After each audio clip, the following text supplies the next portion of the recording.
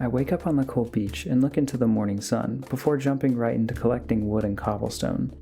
As nice as it is sleeping under the stars, I'd feel much safer with some sort of roof over my head and walls to keep the monsters out. I take breaks only to craft more stone pickaxes. I'm inefficient and mine very slowly. By this point, it's already the mid-afternoon. I have to get as much work done as I can before the sun sets again. Walking back to camp, I take inventory of the resources I've collected thus far. I have a decent amount of wood and cobblestone. I look around the stony shore for a place to build my first abode. I checked the gravel plateau, then peer over the cliff into the sea. My options are limited, but I have to make a choice soon. I decide to hack my way through a shallow hole left from my coal mining venture. I start with some rudimentary stairs and begin hollowing out the side of the plateau. I carve out a central area and a small nook for my bed to the left. It's getting dark. I throw some torches down and sprint to grab my bed from the campsite. With the sun on its way down, I placed a few more torches and called it a night.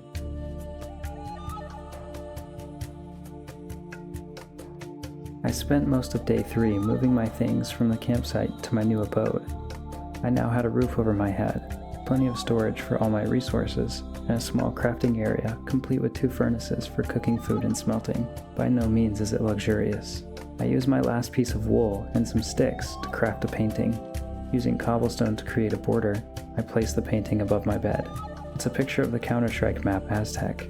This abode was starting to feel more and more like home. It wasn't much, but this painting was a kind reminder to enjoy the little things in this world. I may only have one life, but that doesn't mean I can't live it to the fullest. The sun was once more on its way down, so I took the rest of the evening to catalog my resources. Plenty of cobblestone, a small collection of fruit, seeds, and saplings, and a decent supply of jungle and oak wood.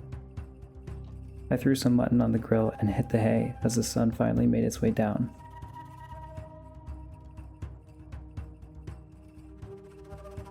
I wake up on day 4 with a burst of energy and waste no time grabbing wood to make a boat.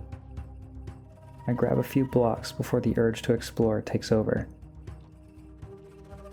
I'm headed to the ruined portal. I wonder if there's any good loot that way. I walk along the cliff until I find a way down to the water. I drop my boat and set sail for the neighboring island. It's a short trip. I jump out onto the stony shore. It's cold, but familiar, much like home. As I walk towards the ruins, the ground becomes warmer and warmer, to a point where it's too hot to stand on. This portal, even though it's broken, is repairable. It was only missing a few pieces of obsidian. I search the chest and find the obsidian I need, along with a golden chest plate. It has Curse of Vanishing. There's golden boots with fire protection too. There's also a golden apple. I took everything safely in my inventory and try on my new armor. For the first time, I had some protection against the elements. I know gold is weak and doesn't have much durability, but for some reason it gave me confidence. Using the obsidian I found, I construct the rest of the portal. I would need flint and steel to light it, but I'm not there yet anyway. I make my way back to my boat, jump in it, and continue exploring. On my way, I find some iron on the surface. It's not much, but every bit counts. I jump back in my boat and sail north. I decide to use the remaining daylight to check out the village north of my island. As I cascade across the water, I catch a glimpse of the massive mountain to the east once more. As I arrive, I'm greeted by a farmer. He seems to be talking to me, but I can't understand him. He can tell I'm in rough shape. He lets me pull some potatoes, wheat, and carrots from the ground. I could start a farm on my own now. I climb the steep slope to reach the rest of the village, where I am greeted by the village council, 3 leather workers who clearly take a liking to my gold armor. I do some landscaping for them, and in return, they let me tour the village. They offer me leather gear, which I gladly accept. Walking along the path, I enter a second building. It has several beds and some food. No one is around, so I help myself. I need it more than them anyway.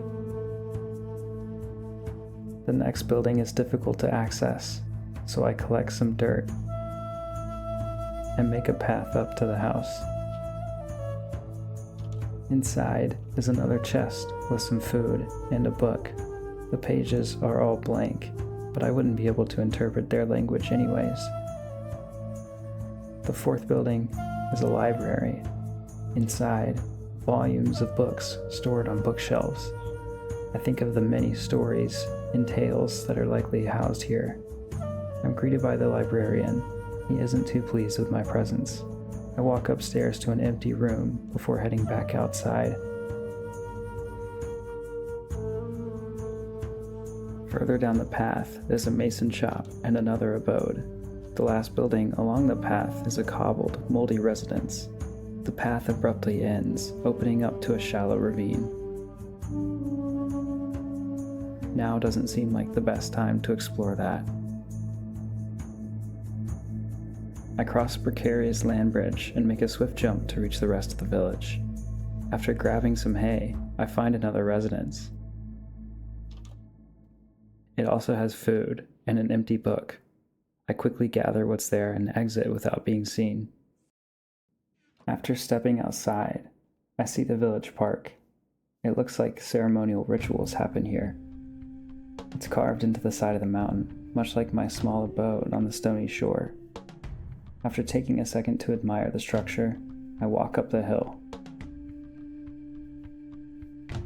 Entering the next building, I pass the priest and see a brewing stand. These things are used to make potions. What I would do for a swiftness pot right now. Even farther up the hill are two more residences. They're small, only having a bed and a chair in each. I collect some dirt to reach the last building.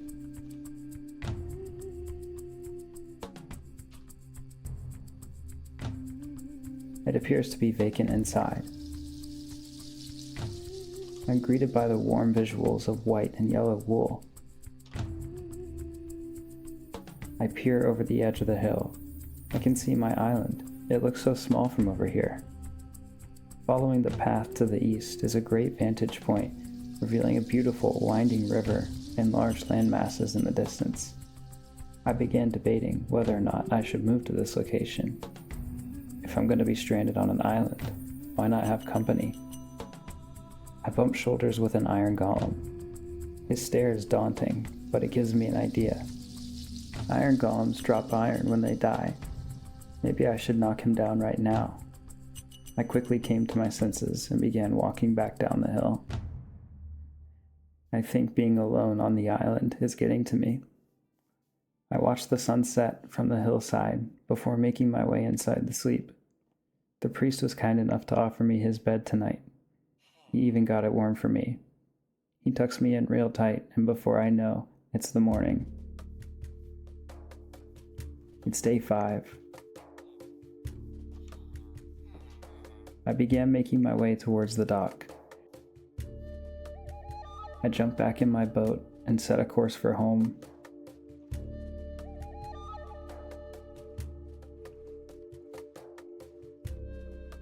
The sun is high in the sky and beats down on the water.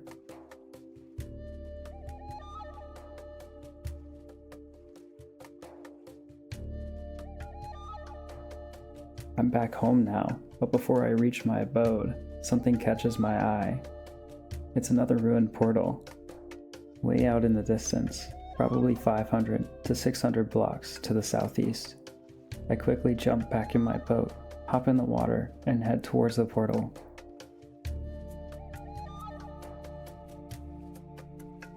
As I approach the ruins, my boat shakes. It capsizes from beneath me and drops to the ocean floor. With no time to think, I'm pulled under with it. In a panic, I break the boat and swim back up to the surface. It's a magma block that pulled me under. That could have gone a lot worse. My curiosity is rewarded with a Silk Touch gold pickaxe and another gold chest plate. This one has Unbreaking 3. As I catch my breath on the surface, I see a village 300 blocks southeast. I swap my chest plate and hop back in my boat. The magma block incident was enough to send me back home. I need to be more careful next time. I returned to see the sugarcane I found growing. I drop all of my loot from the trip into a chest. It's a mix of armor, crops, and other materials. Even though I had some protection against the elements, my encounter with the magma block had me shook. I would spend the rest of my day inside.